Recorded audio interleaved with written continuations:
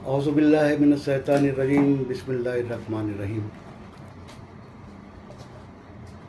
आज मैं जिस सब्जेक्ट पे बात करना चाहता हूँ वह है सब्जेक्ट कराची।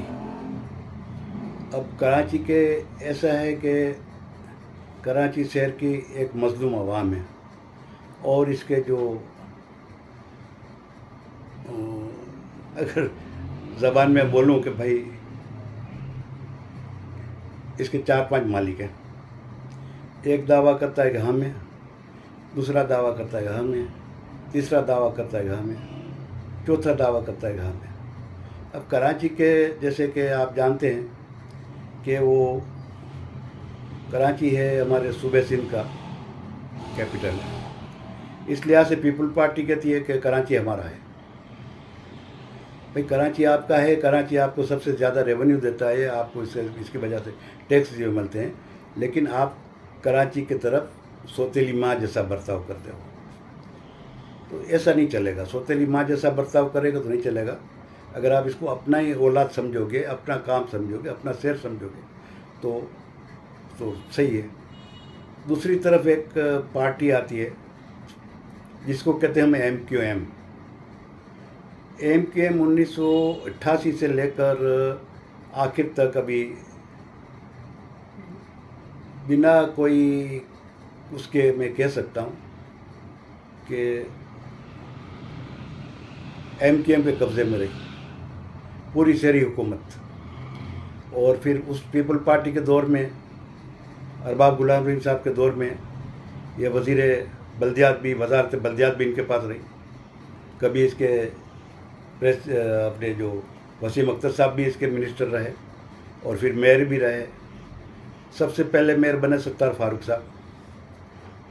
तो लोगों को ये उम्मीद थी कि अब ये कराची के शहरी इदारे इनके पास आए हैं तो उसको ठीक करेंगे, लेकिन उसको ठीक करने के बजाय क्या हुआ कि उसको और ख़राब करा और इन्होंने अपनी वहाँ गुंडागर्दी मशहूर करी, उसके ऊपर कब्ज़ा जमाया, तमाम अपने अफसरों को लाए, अपने आदमियों को लाए। ये कहते नहीं कि लोकल आदमी होते, तो उस ज़माने में सारे लोकल ऑफिसर थे।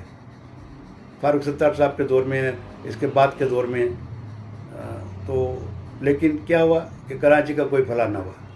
कराची के कोई इन्होंने बताया जाए कि कौन सा इन्हें पूरा प्रोजेक्ट करा, कोई ऐसा यादगार प्रोजेक्ट मेरी समझ में तो नहीं आ रहा। हाँ, इन्होंने ये ज़रूर करा कि अपने लोगों से सियासी बदले चुकाए। जैसे कि मैं वज़ीर बल्दियात था, उस ज़माने में मैंने मेरिट के ऊपर 3-4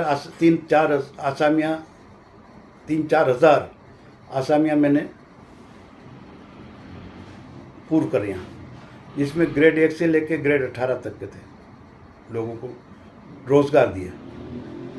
तो अब मैंने ये करा था कि उसके लिए अखबारों की जितनी भी डिपार्टमेंट के थे उसकी मैंने बाकायदा सारे बड़े बड़े अखबार, इंग्लिश अखबार, उर्दू अखबार, लोकल अखबार, तमाम में एडवर्टाइज़ कराए कि ये पोस्टों के लिए है एजुकेशन।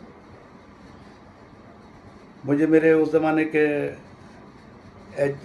KMC के डायरेक्टर जो थे नकवी साहब और दूसरे, इसी तरह गवर्नमेंट ऑफ सिंध के जो थे अफसर, उन्होंने कहा साहब इतने बहुत आदमियों की तो हम तो इंटरव्यू नहीं ले सकते, कहाँ बिठाएंगे। मैंने कहा क्यों भाई नहीं ले सकते, मेरिट पे काम करना है, मेरिट पे जो आएगा उसको आपको नौकरी देनी है और जिसको ज़रूरत है वो आएगा। तो आप ऐसा करो कि ये जो हमारी वोटर, अभी जो सुप्रीम कोर्ट है ना, वो वोटर बोर्ड का हमारा दफ्तर होता था।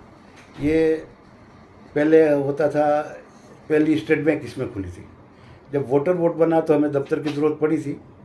तो उस ज़माने के अंदर हमारे गवर्नर थे जहांदाद खान साहब और मार्शल लॉ एडमिनिस्ट्रेटर सिंध भी थे। फिर उनसे हमने रिक्वेस्ट की कि साहब ये दफ्तर खाली है, ये हमें दिया जाए।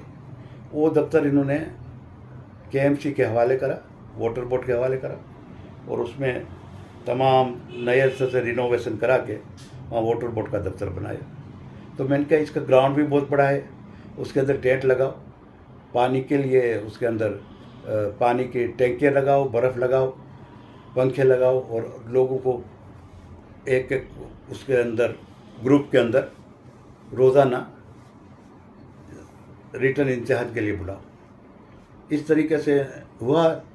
सारे इंटरव्यू हुए। जब इंटरव्यू हुए तो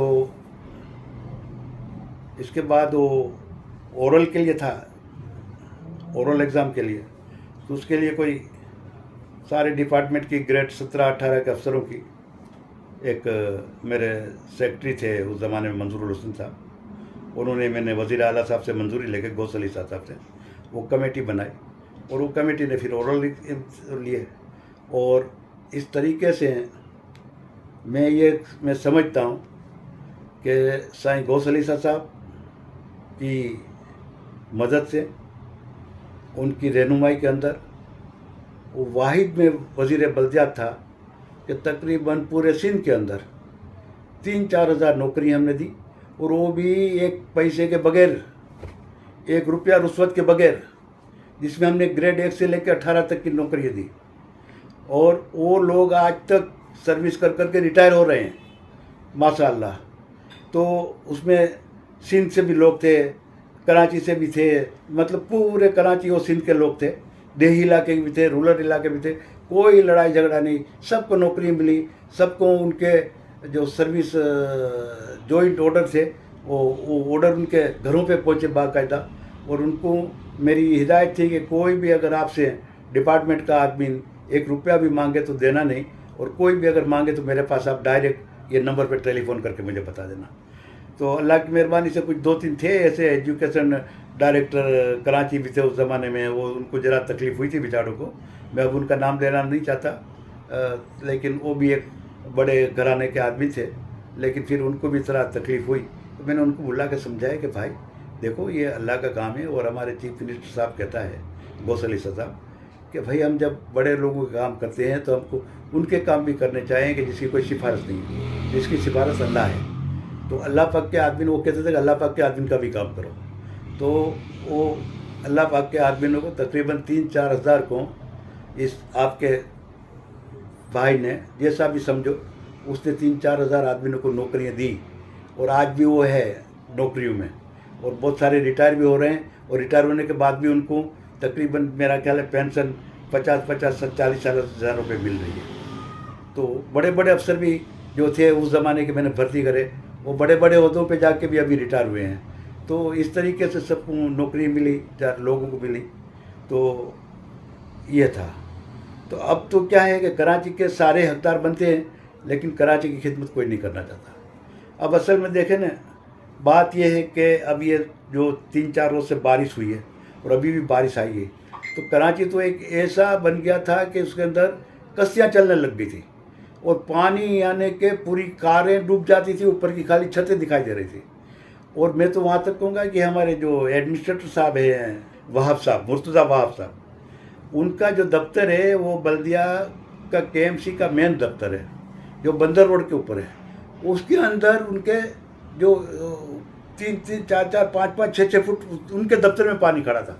तब वो कहते हैं ना कि घर के दिए अंधेरा, घर के नीचे अंधेरा। तो ये तो अब अपने दफ्तर का पानी नहीं निकाल सकते, तो शहर का क्या निकालेंगे। और चारों तरफ से कि जी आज वहाँ कर रहे हैं, आज घूम रहे हैं, आज वहाँ घूम रहे हैं, आज वहाँ विजिट कर रहे हैं। अब्दुल्ला था साहब वहाँ से ऐलान जारी करते हैं कि जनाब वो हमारे मिनिस्टर को एक को हमने कह दिया है, और हर मिनिस्टर की एक डिस्ट्रिक्ट में ड्यूटी है, और यहाँ भी हमारे मिनिस्टर साहब हैं वो देख रहे हैं और देख रहे हैं। तो भाई पानी तो आज भी भरा हुआ है। आज मैं खास शहर के दौरे पर निकला तो देखा कि हर तरफ पानी पानी था। तो ऐसा ये इनके दौर में नहीं हुआ, ये हमारे जब MKM की KMC की थी सारी, उस ज़माने में हुआ है। और उन्होंने तो इतने गलत काम करे हैं। आपका ये गटर बगीचा पूरा इन्होंने अपने लोगों को अलॉट कर दिया था, जिसका केस चलाते चलाते गटर बगीचे के लिए एक निसार बलोच थे गोली मार के, और उनके साथ 2 आदमी थे। वो 2 आदमी लड़ते लड़ते गए, उन्होंने जाके आखिर तक केस लड़ा, और इनको हमारे जो उस ज़माने के चीफ सेक्रेटरी थे उन्होंने उनको जेल भी करवा दी, जेल भिजवा दिया कि इन्होंने ये हमारी फाइलें कैसे चोरी करी। तो इस तरीके से इन्होंने करोड़ों अरबों रुपए की ज़मीनों पे कब्जे किए और इस तरीके से सारे काम किए कि ये अब एक साहब जो हमारे हैं, मैं उनका भी नाम नहीं लूँगा, लेकिन वो बड़े तुरम खान बनते हैं कि कराची में जो मैंने खिदमत दी ऐसी किसी ने नहीं दी। मैं पूरी दुनिया का दूसरे नंबर का मेयर, पहले नंबर का मेयर था। अरे भाई, आपने कौन से ऐसे प्रोजेक्ट बनाए हैं? आपने वो बाईपास कोई ऐसे बनाए हैं कि जिसमें से पानी का बहने का कोई रास्ता ही नहीं निकलने का। लेकिन बाईपास तो ऐसे होते हैं कि इधर बारिश होवे और इधर पानी निकल जाए। तो इसमें कौन सा आपने तीर मारा?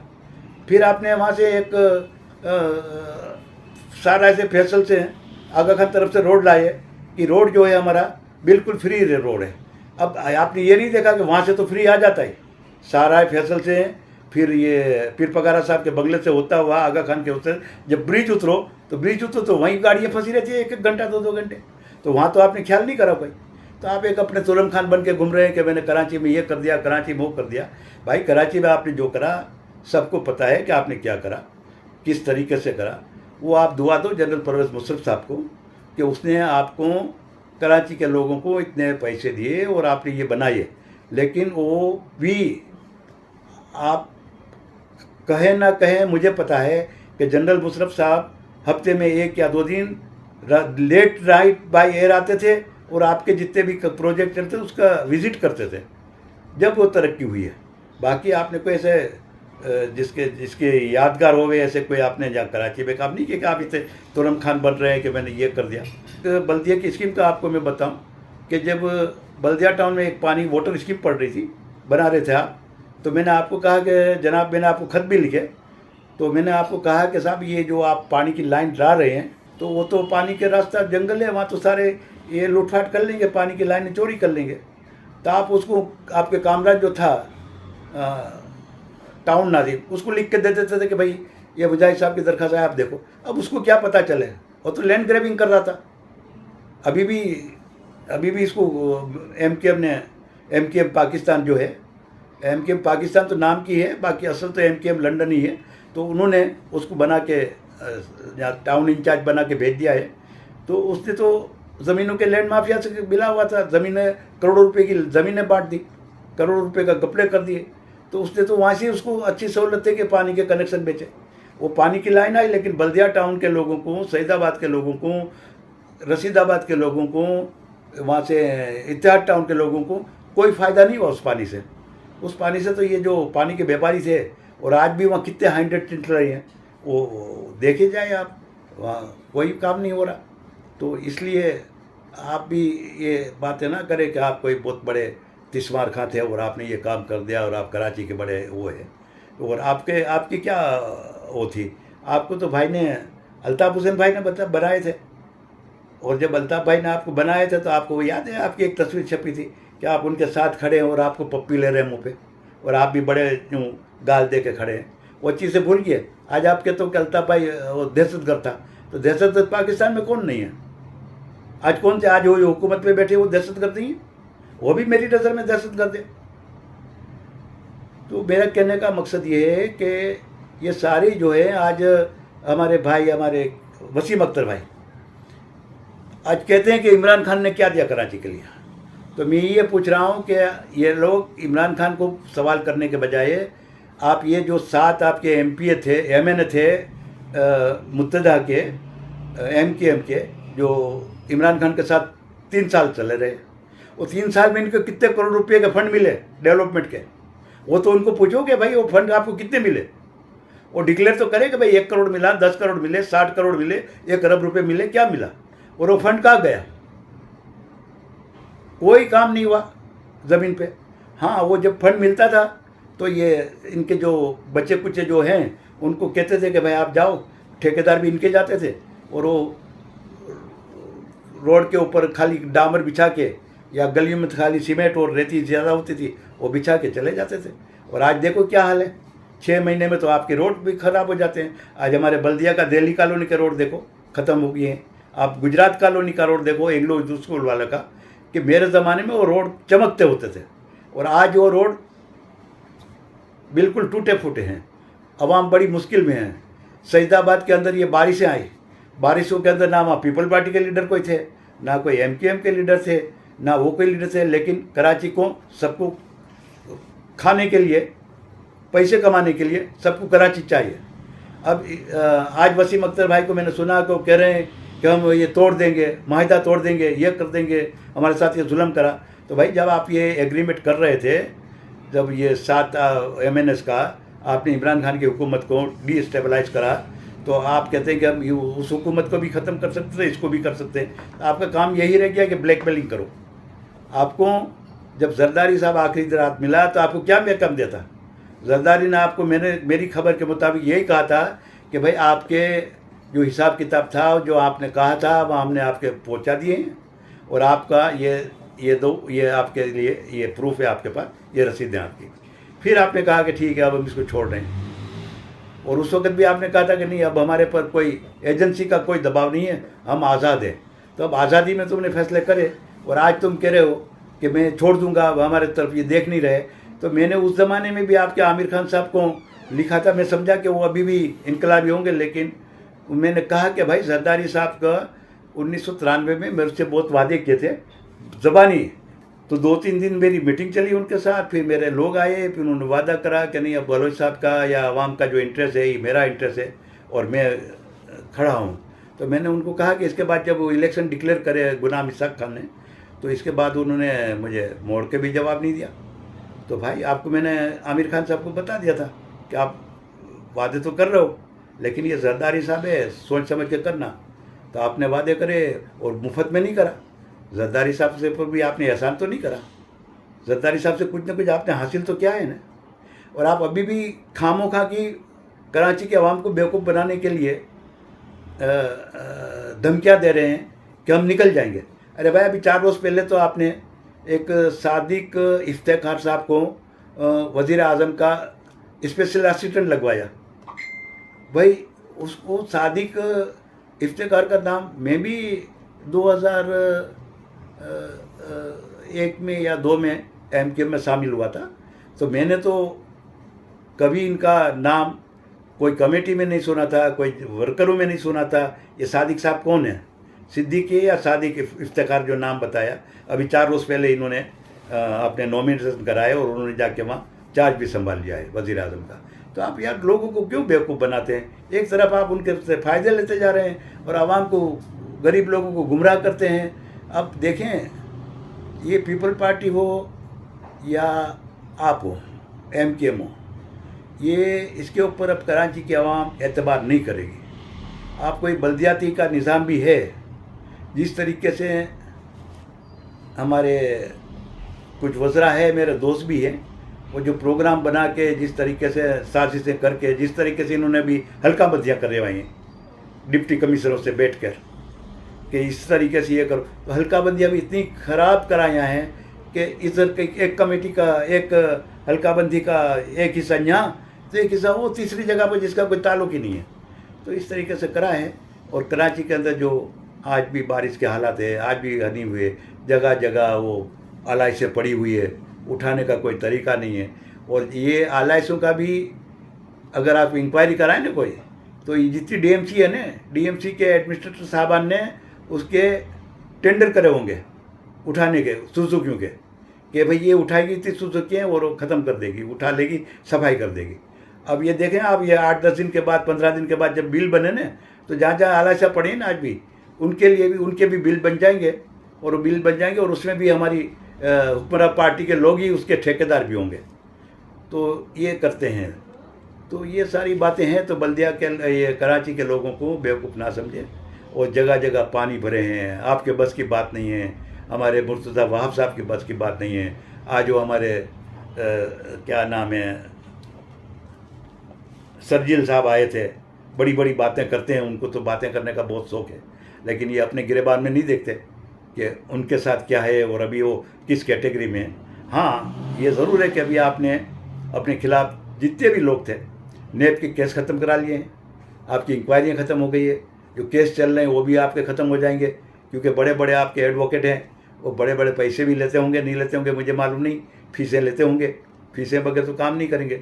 लेकिन अल्लाह तो ऊपर से देख रहा है, उनको मर के तो एक दिन जवाब देना है। अल्लाह के वहाँ ये नहीं चलेगा कि साहब आज फलाने के कब्र में दर्द है। ये शहबाज शरीफ साहब जब जाते थे तो कमर पकड़ के जाते थे ऐसी, कि साहब मेरी तो कमर में दर्द है, मैं तो बैठ भी नहीं सकता, साहब मुझे माफ़ी दी जाए। और आज घोड़े के माफक चलते हैं, माशाअल्लाह, ऐसे भागते हैं कि देखने जैसे होते हैं, टाट से चलते हैं। तो ये हमारे शहबाज साहब भी सब अल्लाह ऊपर से देख रहा है। खुदा का खौफ तो आएगा एक दिन, खुदा का गज़ब तो आएगा भाई। और इमरान खान साहब को आप कह रहे हैं, इमरान खान तो एक उठा है मर्द मुसलमान बन के। वो उसने आज भी एक जर्मनी के अखबार को, आज वो वज़ीर आज़म नहीं है, लेकिन जब उसको ऐसा सवाल किया तो उसको ऐसा जवाब दिया गया। और जिस तरीके से गवर्नमेंट निकली है, अवाम निकली है, अवाम आजकल बल्ले के साथ है। आप धांधली करके भले जीत जाओ, लेकिन उससे आपको फ़ायदा नहीं होगा कोई भी। तो ये वसीम अख्तर साहब भी जो बातें कर रहे हैं, फिर वो आज कहाँ हैं हमारे, वो क्या कहते हैं, ख्वाजा इजहार साहब कहाँ हैं, वो तो बहुत बातें करते हैं। आप वज़ीर भी जाके बन गए वहाँ, तो पहले वजारतों को तो निकाल, वज़ीरों को तो वहाँ से बुलाओ कराची, कम से कम इतना तो धमकी दो। ऐसा तो नहीं करो कि पहले भी पीपल्स पार्टी के साथ आपकी जब पार्टनरशिप थी, उस ज़माने में आपने हुकूमत से निकलने का प्रोग्राम बनाया था और ऐलान कर दिया था कि हम हमारी दफ्तरों में नहीं जाएंगे। लेकिन मुझे पता है कि सब मिनिस्टर के सेक्रेटरी उनके घर जाते थे, वहाँ उनके घर पे मीटिंगें होती थी और वहीं फैसले होते थे सारे। तो दुनिया को कब तक बेवकूफ़ बनाओगे? अब बेवकूफ़ बनने के नहीं है लोग। तो आप इस तरीके से कराची के साथ जुल्म ना करें, कराची के लोगों को उसका जो हक है वो दें। अगर आपको कराची के साथ रहना है, कराची के लोगों के वोट चाहिए, तो पहले लोगों की खिदमत करो। अब रही जमात इस्लामी, अब बेचारा वो हफीज़ुर-रहमान तो कोशिश करता है, ये भी जब ही इसको भी जब होता है तो हफीज़ुर-रहमान साहब भी हम बस हमारे चढ़ाई करते तो के इलेक्ट्रिक पर करते हैं, बाकी इनको कहीं बुराई नहीं दिखती, बस ये के इलेक्ट्रिक ही दिखाई दे रही है। तो खैर मैं उनकी इज़्ज़त करता हूँ, अच्छे लोग हैं, जमात इस्लामी वाले भी अच्छे लोग हैं। तो चलो कुछ ना कुछ करते तो है ना, तो ऐसा, लेकिन वो ढोंग तो नहीं करते ना। तो आप लोग तो बिल्कुल ढोंगी हो, तो अब इसका आप पे क्या लेना क्या देना। तो मेरे भाइयों, मैं आपको जो मेरी ज़बान में जो बात करता हूँ ना, आपको पसंद ही आती होगी, क्योंकि मैं लगी लिपटी बात नहीं करता, मेरी अपनी ज़बान में बात करता हूँ, मेरी स्टाइल में बात करता हूँ। तो मुझे वो नहीं आते बातें करते कि ये कराने वो कराने। तो जो गरजते बरसते हैं और जो एमकेएम का नाम ही नहीं लेते, तो एमकेएम तो सबसे बड़ी मुसीबत है हमारे लिए। पीपल पार्टी और एमकेएम दोनों अंदर से मिले हुए हैं। ये अब काम करने इनको सिंध में, सिंध से इन्होंने एग्रीमेंट करे, जरदारी साहब से, बिलावल साहब से दस्तखत कराए। और जमानत किसकी लाई? मौलवी अपना क्या नाम है, फजलुर रहमान साहब, और हमारा भाई ये शहबाज शरीफ साहब। अब मैंने पहले भी एक अपनी उसमें विजिट में कहा था, मीटिंग में, कि भाई शहबाज शरीफ जब अपने भाई की ज़मानत हाई कोर्ट के अंदर ज़मानत दी थी स्टाम्प पेपर पर लिख कर, वो पूरी नहीं कर सका तो आपकी ज़मानत क्या पूरी करेगा? और मौलवी साहब का अपना मतलब निकालना था, उसने निकाल लिया, अब आपको ठेंगा दिखा दिया। अब आप कहते नहीं कि साहब वो करे, वो क्या करेंगे? क्या जरदारी साहब को वो डरा सकते हैं? जरदारी साहब की सिंध में हुकूमत है, अगर जरदारी एक खींचे तो थोड़ी रस्सी खींचे तो इनकी ख़त्म हो जाती है। ये तो ख़त्म हो जाता है, लेकिन जरदारी साहब तो इंशाल्लाह बैठे ही रहेंगे जहाँ इनकी हुकूमत है, इनको कोई नहीं छेड़ता। तो अब सोचे समझे, अब कराची वालों को सोचना ही। और इमरान खान के लिए मैं तो कहता हूँ कि भाई वो मुखलिस आदमी ने, आपको चाहे तो वोट दो, चाहे तो ना वोट दो। अभी बल्दियात में भी आप देख लो कि जहाँ जहाँ बल्ला खड़ा है, बल्ले को वोट दो के कामयाब करो। आप ये ना देखो कि क्या हुआ, आहिस्ता आहिस्ता इंशाल्लाह सब होगा। और अब इमरान खान को भी, हमारा जो चेयरमैन है पीटीआई का, उसको पता चल गया है कि कहाँ कहाँ साजिशें होती है, कौन कौन मुखलिस है, पार्टी में भी कौन मुखलिस है, पार्टी में भी कौन गैर मुखलिस है। तो वो भी देख रहे हैं। अभी जो टिकटें बटी उसमें भी वो खुद बैठे हैं और अपना पूरा कारोबार उन्होंने देखा है और सर जगह। और ये वाहिद एक लीडर है कि अभी बाई इलेक्शन में भी ऐसी ऐसी जगहों पे जाता है कि जहाँ कभी कोई नहीं गया होगा लीडर। और इतने बड़े जलसे कि आवाम भी इतनी निकल के आ रही है। तो बेशक आवाम का इमरान खान पे एतमाद है और इमरान खान साहब का एतमाद आवाम पर है। तो आवाम तो निकल रही है, लाखों करोड़ों के हिसाब से निकली है और इंशाल्लाह आइंदा भी निकलेगी। आइंदा फ्यूचर जो है ये वो उनका है। तो कराची के लोगों, आप भी सोचो समझो। ये आपको आज पेट्रोल भी सुना कि अब पेट्रोल का रेट कम करने वाला है। भाई जब IMF के अंदर हमारे ये इमरान खान साहब ने इतने गलत फैसले करे थे, इतने गलत मायदे करे थे, तो आज वो मायदों से आप कैसे घूम सकते हैं? वो तो आप अगर घूमना था तो आप पहले ही घूम जाते ना, 200 रुपये ने, 140 रुपये ने, 180 रुपये रेट ना करते। लेकिन आज अब आप 5-10 रुपये करा के, आज अभी जो दुनिया में जो तेल के रेट गिरे हैं, इस हिसाब से हमारे वहाँ पेट्रोल की कीमत पर लीटर 140 रुपये होनी चाहिए। आप 140 रुपये कर दो, आप 10 रुपये करोगे, 20 रुपये कम करोगे तो ये तो काम नहीं चलेगा। और जो महंगारत हुई है, ऐसी महंगारत तो अल्लाह अल्लाह अल्लाह रहम करे। और मैं तो आपको ये बताता हूँ, मैं तो ये जो टीवी में मैंने देखा ना, जो श्रीलंका के सदर के दफ्तर पे जो आवाम गई है, ओ तो वहाँ अल्लाह अल्लाह बचाए भाई, करोड़ों आदमी एक साथ घुसे हैं। ना वहाँ फौज काम कर सकी, ना वो बंदूकें काम कर सकी, ना वो भाई हमारे वज़ीर दाखिला क्या है वो मुच्छों वाले, वो कहते मैं आंसू गैस फरारी लाया हूँ, वो आंसू गैस भी वहाँ चलाई, लेकिन वो आवाम के सामने कुछ भी नहीं कर सके। और उन्होंने जाके प्रेसिडेंट हाउस पे, प्रेसिडेंसी पे कब्ज़ा कर लिया। और वहाँ लोग आजकल मज़े से रह रहे हैं, खाना पीना खा रहे हैं, वो स्विमिंग पूल में नहा धो रहे हैं। तो मेरे भाई, हमको तो शीशे के घर में बैठ के दूसरे के घर पे पत्थर नहीं मारना चाहिए। जो शीशे के घर में बैठा होता है ना, तो यही आवाम जो है गादी पे भी उठाती है, और यही आवाम फिर आपको वहाँ से निकालती भी है। तो बहरहाल अभी ये 17 तारीख को इलेक्शन भी है, उसमें भी आवाम देख लेगी। मैं मेरी ख़ास करके कराची के आवाम को कहूँगा कि कराची, और ख़ास करके मेरे बल्दिया टाउन के आवाम को भी मैं कहूँगा कि भाइयों देखो, ये मसला जो है ना, ये आपका अपना मसला है, आपका लोकल मसले हैं। आपने देखा अभी बल्दियात में कई सालों से एडमिनिस्ट्रेटर बैठे हैं, और हर जगह पीपल पार्टी के कारिंदे काम करते हैं। ठेकेदार भी वही है, पार्टी के अंदर लीडर भी वही है, सेक्रेटरी भी वही है तंजीमों के भी, और वो अपने भाइयों को उसमें ठेकेदार रजिस्टर कर रहे हैं। और वो ठेके डीसी के देने होते हैं, डीसी ऐसे देता है, और बाकी के एमसी के अफसरान मिल के देते हैं। वो तो बेचारे डरते होते हैं इनके बस में, जो सही अफसर होता है उसको वहाँ टिकने नहीं देते, उसको ट्रांसफ़र करवा देते हैं, या पोस्टिंग ही नहीं देते, वो घर बैठा रहता है। तो जितने भी ये काम हुए हैं, ये सारे काम, मैं तो कहता हूँ कि ये सरदारी साहब को भी सोचना चाहिए, ये लोग भी आपके काम में नहीं आएंगे। अगर आपको सही काम कराने हैं, आवाम का दिल जीतना है, तो आवाम के अंदर जाओ, सही लोगों में जाओ, आप ऐसे लोगों को ना लो। तो भाई मेरी यही गुजारिश थी आपसे कि कराची के लोगों समझो, बल्दिया टाउन के लोगों समझो, बल्दिया टाउन को मैंने क्या क्या बनाया था, मैं और मेरे साथियों ने मिलकर क्या बनाया था। मेरे वजारत के दौर के अंदर यहाँ पे वो कारपेट के लिए मशीन कारपेट हो रही थी। कभी बल्दिया में मशीन कारपेट नहीं हुई, यहाँ पे हुई। मेरे 5-6 रोड बने पड़े। तो मेरे काउंसलर भी थे, सईदाबाद भी था यूनुस सिद्दी साहब मरहूम, वो आदमी ये चूना रंग लगाता रहा दीवारों को। काउंसलर भी था, इलाके में काम भी कराए, लेकिन उसने हराम का पैसा नहीं खाया। वो अपनी ज़ात मेहनत के काम करके खाया था, और आखिर तक खाया था। आज उसका बेटा है, वो बेटे हैं माशाअल्लाह, अल्लाह ने उनको अच्छी तालीम दी है, अच्छे लोग हैं, अच्छे इंग्लिश बात करते हैं, अच्छे कंप्यूटर के माहिर हैं, और आज वो भी खड़े हैं आपके इलाके से। तो अब आप देखो ना, एक तो बहुत पैसे वाला खड़ा है भाई, वो तो पार्टी के हुद्देदार भी हैं, और करोड़ों रुपए उन्होंने पार्टी से खाए हैं फंड के ज़रिए, ज़मीनों पे कब्जे करके। लैंड को, ये सारी वेस्ट की ज़मीन, अब तो केमाड़ी भी हो गई है, वेस्ट डिस्ट्रिक्ट, और वेस्ट केमाड़ी वेस्ट भी है, तो लाखों करोड़ रुपए की ज़मीन खा गए। उसमें एमएनए भी शामिल थे। तो अब क्या क्या मैं बातें करूं, क्या क्या ना करूं। आजकल हमारे इलाकों में गुटखा फ्री ऑफ चल रहा है।